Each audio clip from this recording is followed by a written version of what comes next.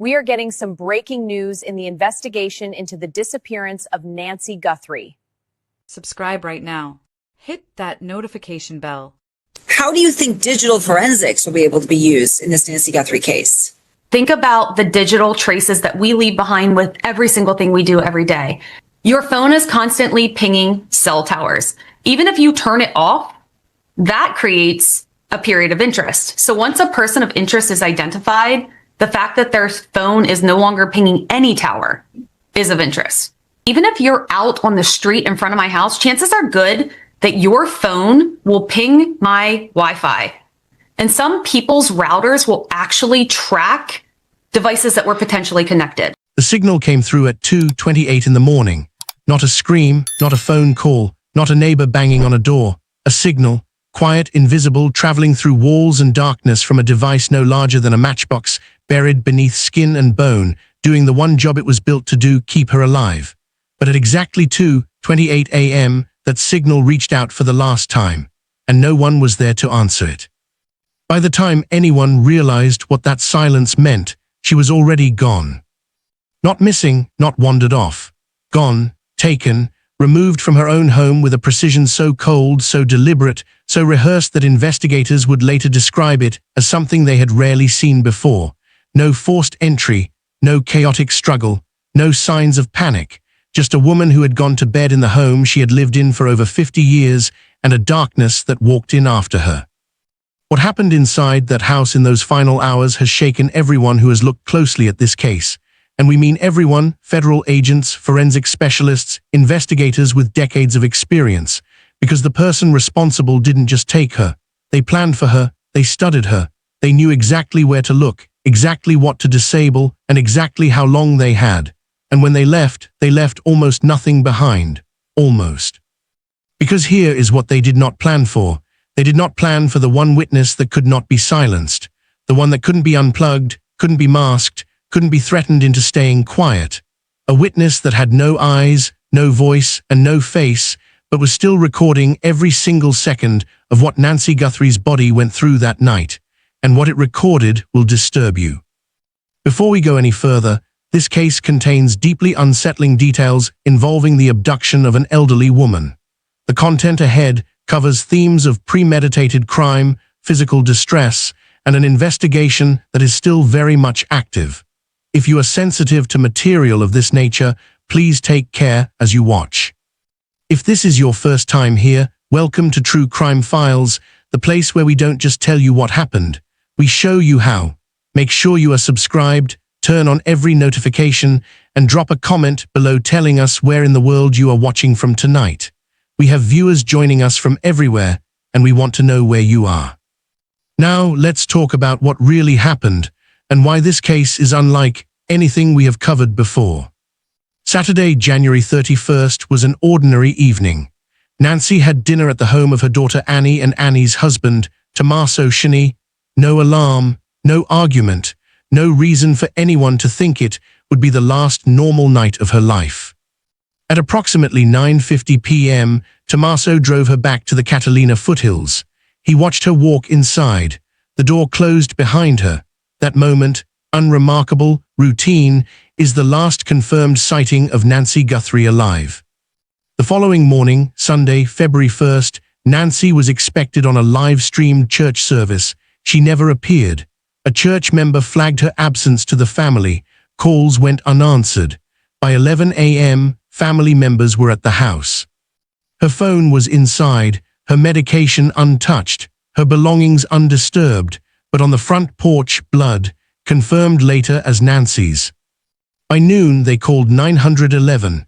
Deputies arrived within the hour, and retired FBI agent Maureen O'Connell later noted something precise about that blood. The spatter showed no voids, no interruptions where footsteps would have broken the pattern. Nancy was not walked out, she was carried. When Sheriff Chris Nanos stood before reporters, he did not hedge. He called it a targeted kidnapping, not a burglary that went sideways, not a random encounter. Targeted, meaning Nancy was chosen, studied, and taken on purpose. The physical evidence backed that conclusion from the first walk-through. No windows broken, no front door forced.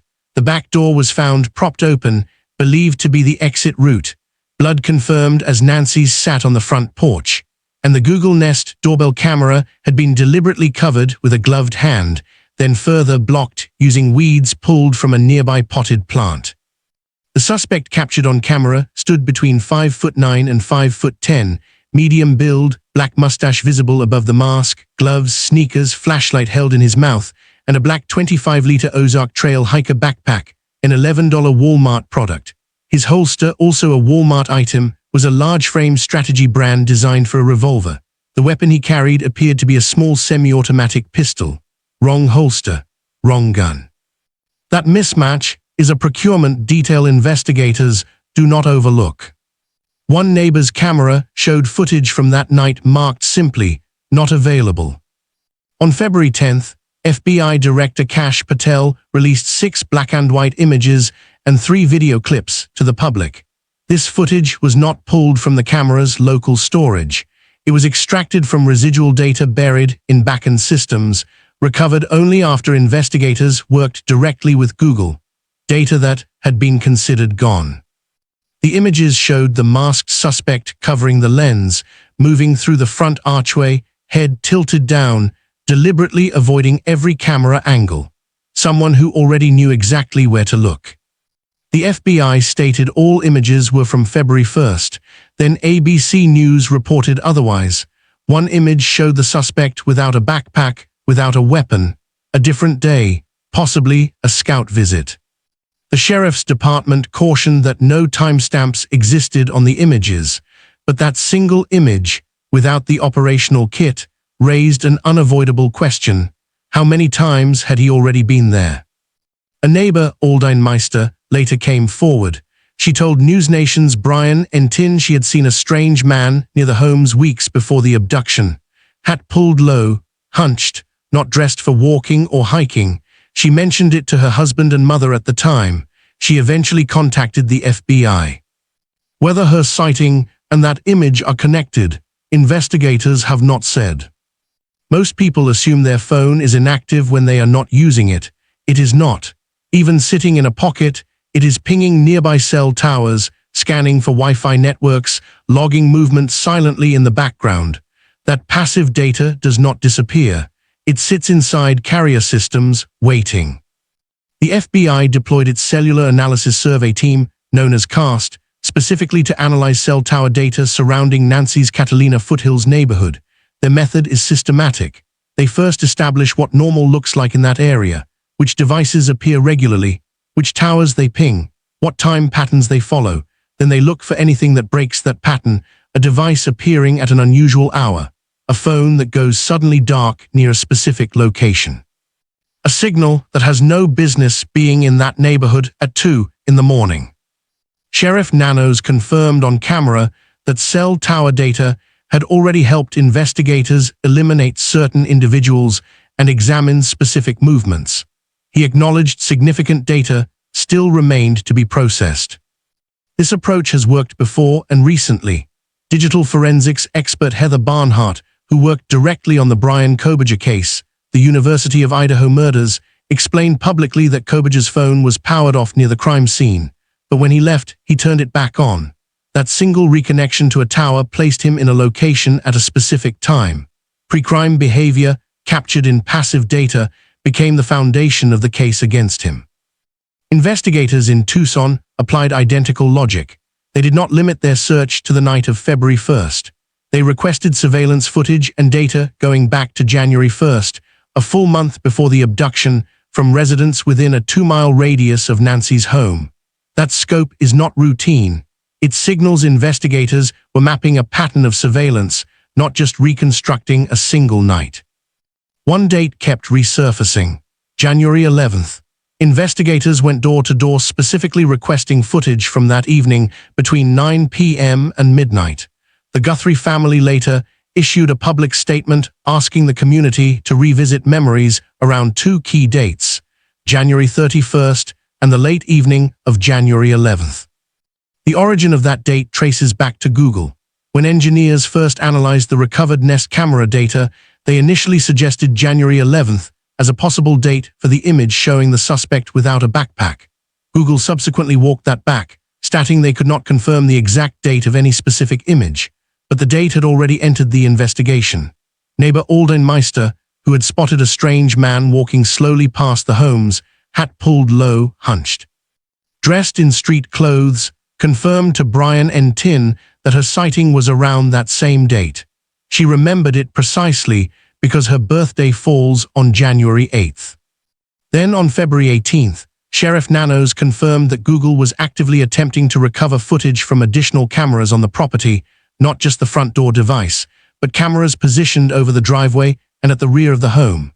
Google's engineers described the recovery process as peeling back layers of paint, image over image, without destroying what lies beneath.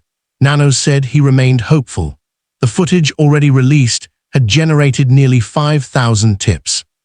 What the remaining cameras might still hold was unknown. Modern pacemakers do not just regulate a heartbeat, they communicate. Every 2 to 3 minutes, Nancy's device was transmitting data through Bluetooth, heart rate, rhythm, any irregularities, to the monitoring app on her phone. When that connection dropped at 2:28 a.m. on February 1st, it meant one thing: she was no longer inside her home. But the pacemaker did not go silent. It kept transmitting, not to her phone, which was still sitting on the table inside the house, but to her doctor's office. That continuous signal was the basis for something Sheriff Nanos stated publicly in the earliest days of the investigation. He believed Nancy was still alive. That was not hope, that was data. Investigators moved quickly on that information.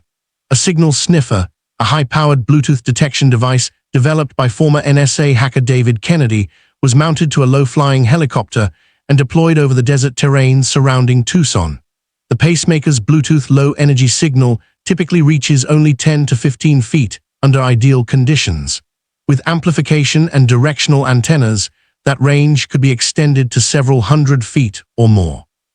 Kennedy himself tested a modified drone version and achieved detection at roughly 800 feet. But the desert environment was working against every attempt. Metal structures, power lines, concrete walls, and the interference generated by the helicopter itself all complicated the signal reception. Experts noted that a helicopter was likely a stopgap measure, faster to deploy, but less precise than a drone flying lower and slower through a search grid. Morgan Wright, a cybersecurity expert who worked on developing an upgraded drone-based version of the device, described the challenge directly. They were not just looking for a signal in open air. They were looking for one specific device identifier, Nancy's unique pacemaker signature, among thousands of overlapping wireless transmissions across an entire region. The pacemaker also held something beyond location data. Pacemaker telemetry logs heart rate patterns continuously, and what those patterns reportedly showed in the hours after the abduction was not the rhythm of someone resting or sleeping. The activity was elevated. The patterns were irregular, the biological record of sustained physical and emotional stress on a fragile heart. It did not give investigators a GPS coordinate, but it confirmed a timeline. And for a measurable window after Nancy was taken from her home, it confirmed she was still alive. On the evening of February 10th, the same day the FBI released the doorbell camera footage, investigators made a move south. A person of interest was pulled over during a traffic stop in Rico, Arizona, a community of roughly 20,000 people sitting about 60 miles south of Tucson, less than 15 miles from the Mexican border. The FBI and Pima County Sheriff's Department immediately executed a search warrant on a nearby home and vehicle. The individual later identified himself to reporters as Carlos Palazuelos, a 27-year-old delivery driver in the Tucson area. He spoke outside his Rico home, telling Telemundo in Spanish that agents had shown his family a photo of someone wearing a mask and said the eyes appeared to match his. He said it was a possibility he had delivered a package to Nancy's address, but that he did not know her and had nothing to do with her disappearance. Investigators questioned him for several hours, took his phone, and searched his property. By February 11th, the searches were over. He was released without charges. Sheriff Nanos confirmed he had no connection to Nancy's abduction. 3 days later, on February 13th, investigators descended on a residence approximately 2 miles from Nancy's own home in the Catalina foothills.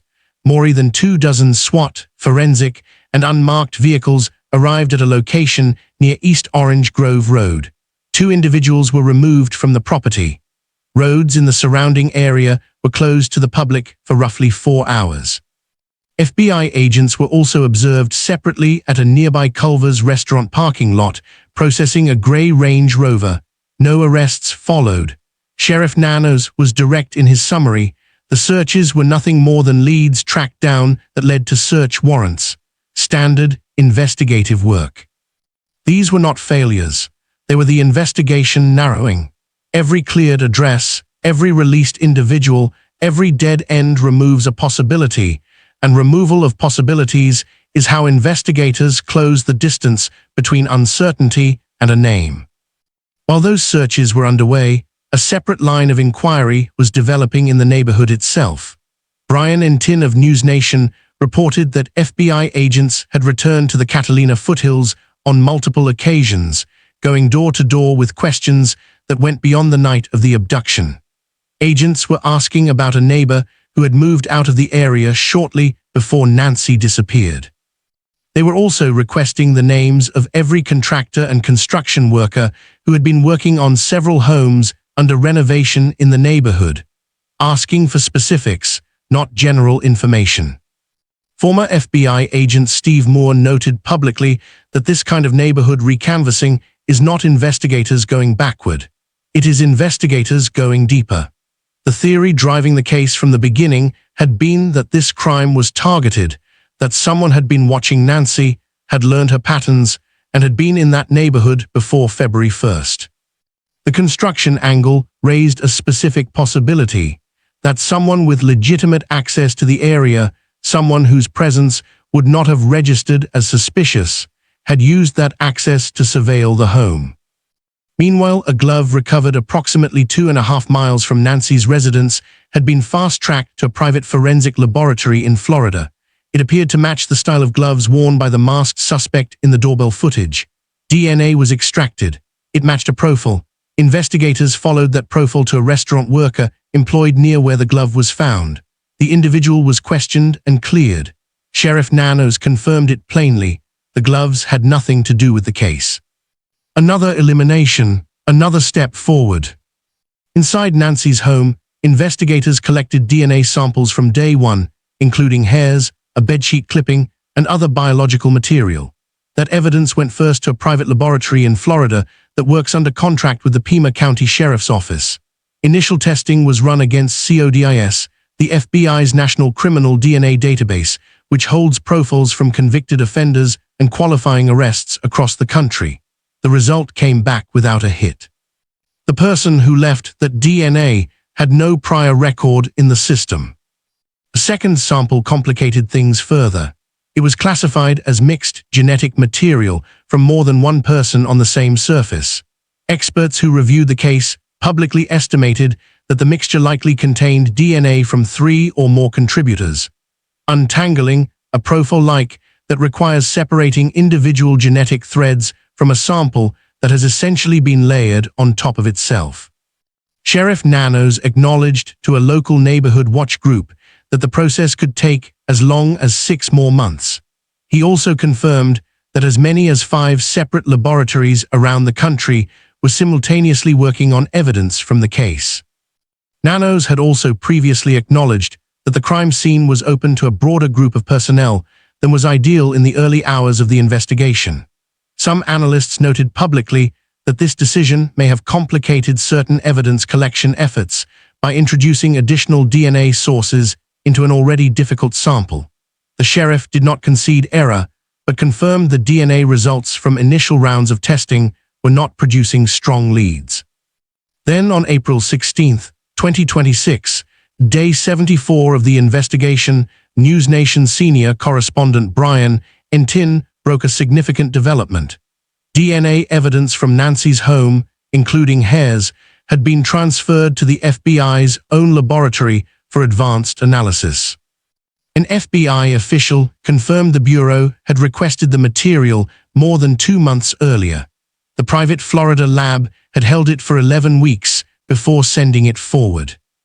This transfer matters in ways that go beyond a change of address. The FBI's laboratory operates at a level of capability that most state and county facilities cannot reach. Among the tools available, there is forensic investigative genetic genealogy, the same methodology that identified the Golden State Killer, a case that had sat unsolved for 5 decades. Forensic genealogy does not require a CODIS match.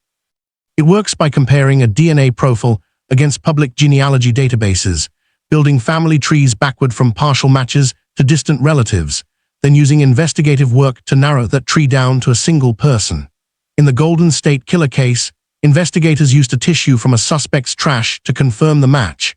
A retired police officer named Joseph Durangelo, who had never appeared in CODIS and was arrested in 2018 at age 72. Genetic genealogist C.C. Moore, the chief genealogist at Paraben Nanolabs, weighed in publicly on the hair sample specifically. She noted that hair, unlike mixed surface samples, can be cleaned for contamination before analysis, which means it may yield a cleaner, more isolated profile than the mixed DNA already causing delays. That is meaningful. A rootless hair can still provide enough nuclear DNA for a genetic profile, and Moore said that kind of sample could absolutely make the case solvable. The Pima County Sheriff's Department confirmed the escalation. Their statement was measured but clear. The private lab in Florida had been sharing data with the FBI Lab and other partner labs throughout the investigation. DNA analysis remains ongoing.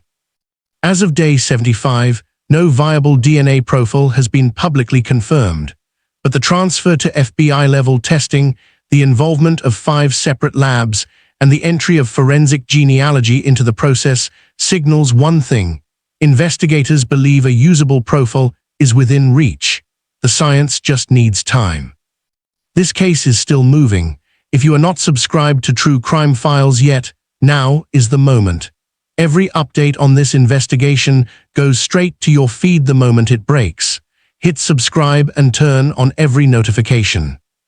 Within days of the abduction, ransom notes began appearing, not at the FBI field office, not at the Pima County Sheriff's Department, but at TMZ. The first note arrived on February 3rd. It demanded millions of dollars in Bitcoin, included a specific wallet address, which TMZ verified as a real on-chain account, and attached 2 deadlines, 5 p.m. on February 5th and a second at 5 p.m. on February 9th. Both passed without any confirmed payment. The same note was sent to 2 Tucson television stations, KOLD News 13 and KGUN 9, making it the first piece of public communication that forced the investigation into a completely different kind of reckoning. Then on February 5th, before either deadline had passed, federal authorities moved swiftly on a separate front. A California man named Derek Calella was arrested and charged with 2 federal crimes after investigators determined he had sent fraudulent text messages to Annie Guthrie and Tommaso Shini via a VoIP phone line, posing as the actual abductor and demanding Bitcoin in exchange for Nancy's release. When questioned, Calella told authorities he was trying to see if the family would respond. He was charged with transmitting an interstate ransom demand and using a telephone to threaten and harass with intent to abuse. His scheme was confirmed to be entirely separate from the original ransom communications that law enforcement was still actively evaluating. 2 days later, on February 7th, Savannah Guthrie posted a 23-second Instagram video alongside her siblings Cameron and Annie. She addressed the message directly. The family had received communication. They understood it. They were begging for their mother's return. And in the final line, she said it plainly, "This is very valuable to us, and we will pay." The following day, KGUN 9 reported the specific figure that had surfaced $6 million in Bitcoin, with a deadline of 5 p.m. on February 9th. That deadline also passed without confirmation of any transaction. In her first public interview since the abduction, Savannah told former Today co-host Hoda Kotb that most of the notes circulating publicly were, in her understanding, not real. But she drew a specific distinction. 2 notes, the ones the family received and responded to, she believed were real. She did not disclose what separated them from the rest. That distinction has never been publicly explained. And it matters because it means somewhere inside the volume of noise, there may have been at least 2 communications that reached the family and registered as credible. On April 6, 2026, the same morning Savannah returned to the Today anchor desk for the first time since the abduction. 2 new notes arrived at TMZ. They came from the same repeat sender who had been contacting the outlet since February. The first claimed Nancy was dead. The second, sent minutes later after TMZ reported on the first, claimed the sender had personally seen her alive in the Mexican state of Sonora with her captors. Same person, same day. Directly contradictory. Former FBI agent Jennifer Coffindaffer noted publicly that the contradiction alone does not eliminate the sender as a source of real information. It could mean confusion. It could mean second-hand knowledge. And she made a point that most people had not considered. Bitcoin, despite its reputation for anonymity, is actually traceable. Every transaction on its blockchain is permanent and public. She suggested that even a partial payment could function as an investigative tool, allowing forensic blockchain analysts to follow the movement of funds and potentially identify the account holder. Sheriff Nanos offered something else entirely. When discussing motive, he did not stop at money. He raised the possibility of retribution, not financial need, not opportunism, a grievance. That single word changes the shape of the question investigators are asking. It is no longer only about who needed money. It is about who felt owed something and who had been watching Nancy Guthrie long enough to act on it. The FBI has not confirmed the authenticity of a single note. This investigation is not slowing down, and neither are we. If you are not already subscribed to True Crime Files, hit that button right now. Every update on this case drops here first. Nancy's home is 60 miles from Nogales. Sonora begins on the other side, under 90 minutes away. Sonora surfaced in Ransom notes the family described as credible. No confirmed lead places Nancy there, but investigators have not dismissed that direction. Jurisdiction is why the border matters. Once someone crosses, U.S. law enforcement must formally coordinate with Mexican authorities. Every day makes that harder. U.S. Customs and Border Protection was involved from day one. The FBI contacted its Hermosillo suboffice. Mexico's Secretary of Security publicly stated no investigative line pointed to Sonora. Sheriff Nanos said the suspect could absolutely strike again. The abduction was believed targeted, not with certainty. He warned residents not to assume they were safe. He had strong beliefs about motive from day one, and those beliefs had not changed. When asked about the investigation's progress, he used one word that law enforcement does not say carelessly in an active kidnapping case closer. Set aside the timeline for a moment. Look only at the behavior. This person did not arrive unprepared. Mask, gloves, weapon, backpack, flashlight. They covered the camera first, before anything else. They stayed inside that house for at least 41 minutes. They exited through the back. They left almost nothing usable behind. Former FBI agent Brianna Fox noted the suspect moved without urgency, almost as though the house was familiar to him. That is not confidence born from recklessness. That is confidence born from preparation. Dr. Ann Burgess, the FBI profiler whose work inspired Mindhunter, analyzed this as consistent with personal cause, meaning the crime held specific meaning only to the person who committed it, not random, not opportunistic, intentional. Nancy was never incidental. She was always the objective. While the investigation was unfolding, so was a separate story about the man leading it. In early March, the Arizona Republic published records showing Sheriff Chris Nanos resigned from the El Paso Police Department in 1982 in lieu of termination, 2 years earlier than his public resume stated. Those records referenced disciplinary actions spanning from 1977 to 1982, including allegations of insubordination, excessive force, off-duty gambling, and habitual tardiness. Nanos called the reporting a hit piece. His department amended the resume and described the discrepancy as a clerical error. By late March, the Board of Supervisors voted unanimously to compel a sworn report from Nanos. The deputies' union, representing over 300 officers, passed a no-confidence vote and called for his resignation. But retired FBI agent Maureen O'Connell made one thing clear: removing nanos would not slow the investigation.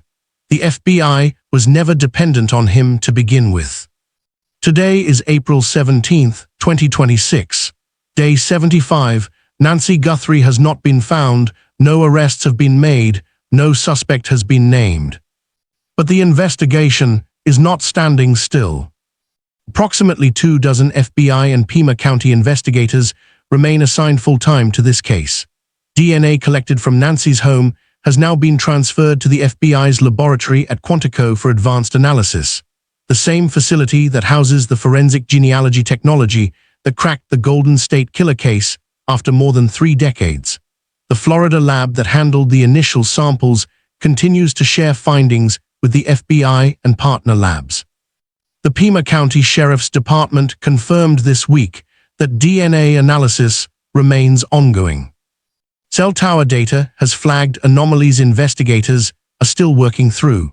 FBI agents have returned to the Catalina Foothills neighborhood in recent weeks, specifically asking residents about a neighbor who moved away before the abduction and requesting the names of every construction crew that worked on a nearby home under renovation. Those are not the actions of an investigation that has lost its direction. Those are targeted, specific inquiries, the kind that happen when investigators have narrowed their focus and are working to confirm what they already suspect. Savannah Guthrie returned to the Today anchor desk on April 6, her first appearance after more than 2 months away. NBC producers have put procedures in place to handle any breaking developments during a live broadcast, including removing Savannah from the set while another anchor covers the news. On Thursday this week, viewers noticed her briefly step away mid-show. She returned shortly after. No breakthrough had been announced. But the fact that those procedures exist at all says something about where this investigation stands, close enough that the network is prepared. A growing memorial outside Nancy's home in the Catalina Foothills continues to expand: flowers, notes, signs from neighbors who want her found. Increased patrols now cover the area following complaints about online content creators filming private residences and approaching family members without permission. Authorities confirmed similar complaints came from the neighborhood surrounding Annie and Tommaso Shani's home. Law enforcement responded by expanding patrol units to both areas. The combined reward for information leading to Nancy's recovery or an arrest now stands at over $1,200,000. The Guthrie family has contributed $1 million of that directly. If you have seen anything connected to this case, an unfamiliar vehicle in the Catalina Foothills area in the weeks surrounding February 1st, a person whose behavior stood out, a conversation that in hindsight felt significant, now is the time to act. You can contact the FBI directly at 1-800-CALL-FBI. You can submit a tip online at tips.fbi.gov. You can reach the Pima County Sheriff's Department at 523-51-4900. You can contact Crime Stoppers Tucson at 528-80-27463. Every tip can be submitted anonymously. No name required, just information. Nancy Guthrie lived in Tucson for more than 50 years. She raised 3 children. She attended church. She had dinner with her family on a Saturday night and went home. And somewhere between 1:47 a.m. and 2:28 a.m. on February 1st, 2026, someone who had been planning this for weeks interrupted all of it. 75 days later, the labs are still running. The agents are still in the field. The data is still being processed. And somewhere inside a DNA profile, a cell tower log, a camera frame, or someone's memory, the answer already exists. This channel will be here when it surfaces. We cover active cases. We do not let them go quiet. If you are not subscribed yet, do it now. Turn on every notification, because when this case breaks, and it will break, you will want to be here for it.